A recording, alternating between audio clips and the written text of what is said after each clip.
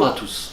Nous sommes en train d'étudier, d'explorer ce qu'on appelle la voie du Bodhisattva, le courageux qui parcourt le chemin de l'éveil. Pourquoi courageux? Parce que son intention, ce n'est pas de se préoccuper de lui-même, mais de s'ouvrir aux autres et de souhaiter, de tout mettre en œuvre pour qu'il puisse être libéré de la souffrance et de ses causes, et non seulement ça, mais atteindre l'éveil.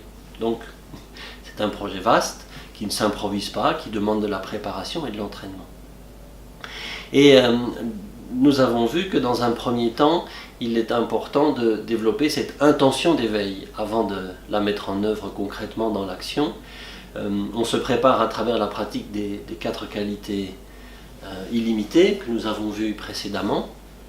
Et sur base de cet état d'esprit, cette promesse d'accomplir le bienfait des autres, on va petit à petit le mettre concrètement en œuvre à travers ce que l'on appelle 6 qualités paramita, c'est-à-dire des actions qui vont nous permettre d'aller au-delà de la dualité, au-delà d'une saisie d'un soi, au-delà de la confusion. Ce sont les différentes actions que l'on va pratiquer, accomplir, et sur cette voie de l'éveil, et pour bien les comprendre, il nous faut faire un petit détour par ce que l'on appelle les 3 entraînements. C'est une façon de présenter la voie bouddhique. Ces 3 entraînements consistent en l'éthique, la méditation et le discernement ou la sagesse. Par l'éthique, qui sont un entraînement au niveau du corps et de la parole, ça permet d'adopter les attitudes justes pour soi-même et pour les autres, une justesse dans l'attitude du corps et de la parole. Néanmoins, le fait de s'entraîner à arrêter de nuire, éventuellement de commencer à accomplir le bienfait des autres, mais surtout arrêter de nuire, va nous amener à une attitude juste. Néanmoins, ça ne règle pas le problème des émotions et des afflictions qui rendent l'esprit confus. Ça crée des conditions favorables pour le chemin spirituel. Aussi, le deuxième entraînement, la méditation, elle va s'occuper des afflictions, de la confusion de l'esprit, et c'est grâce à elle que l'on va d'une part pacifier l'esprit, clarifier l'esprit, mais ça ne règle pas la cause des émotions.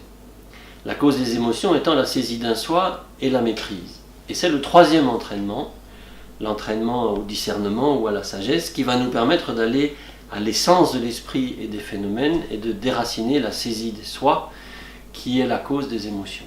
Ainsi, on voit que ces 3 entraînements nous permettent d'aller de plus en plus profond dans une conscience de l'être et une transformation, ou plutôt une dissipation de notre confusion et de la méprise. Les 6 paramitas, puisque c'est ce sujet-là qui nous concerne, s'organisent autour de ces 3 entraînements. Le premier entraînement, l'entraînement à l'éthique, va consister à développer la générosité, l'éthique elle-même et la patience. Cela va consister donc à trouver une attitude juste par rapport à soi, par rapport aux autres, au travers de cette éthique. D'autre part, la méditation concerne la paramita suivante, c'est-à-dire l'entraînement à la non-distraction pour pouvoir explorer l'esprit. Et enfin, le discernement, c'est la 6e paramita, c'est voir les choses telles qu'elles sont. Donc, 1. L'éthique qui constitue la générosité, l'éthique elle-même et la patience, ça fait 3. La méditation, 4. Et le discernement, 5. Il nous manque donc une paramita, c'est celle qui va soutenir l'ensemble du chemin, l'ensemble des 3 entraînements, et qu'on appelle l'effort enthousiaste.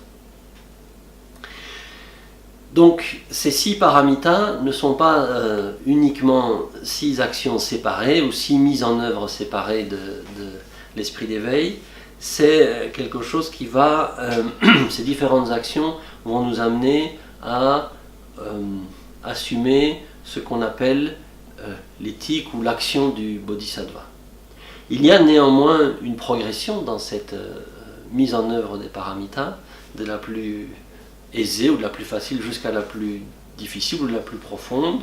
On commence par la générosité, puis l'éthique, puis la patience, puis l'effort enthousiaste, puis la méditation, et à la fin la sagesse, la plus profonde, la plus difficile à réaliser.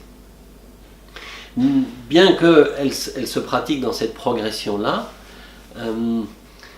elles sont, on pourrait dire, une façon pédagogique de déployer l'attitude du bodhisattva, puisque on peut les présenter de la façon suivante. Il y a la générosité de la générosité, la générosité de l'éthique, la générosité de la patience, etc. etc. L'éthique de la générosité, l'éthique de l'éthique, l'éthique de la patience, etc., etc. En fait, ces 6 paramitas se combinent pour donner cette attitude juste et libératrice du Bodhisattva. Mais nous allons voir plus en détail, bien sûr, chacune de ces paramitas lors de nos prochaines rencontres. Il faut savoir que la générosité, c'est ce qui crée des liens qui libèrent avec notre environnement. L'éthique, c'est ce qui va enraciner notre pratique et générer l'énergie bénéfique nécessaire à la pratique.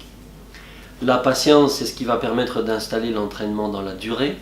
L'effort enthousiaste, c'est ce qui va permettre de faire face aux difficultés. La méditation, c'est ce qui va permettre de stabiliser l'esprit, de stabiliser tout le processus. Et enfin, la sagesse va permettre de pourfendre cette dimension de pour moi ou pour les autres et de nous amener à voir les phénomènes tels qu'ils sont au-delà d'un sujet et d'un objet. Voilà notre programme. Je vous laisse pour cette fois-ci et nous nous retrouvons la fois prochaine pour aborder la générosité. Bonne réflexion.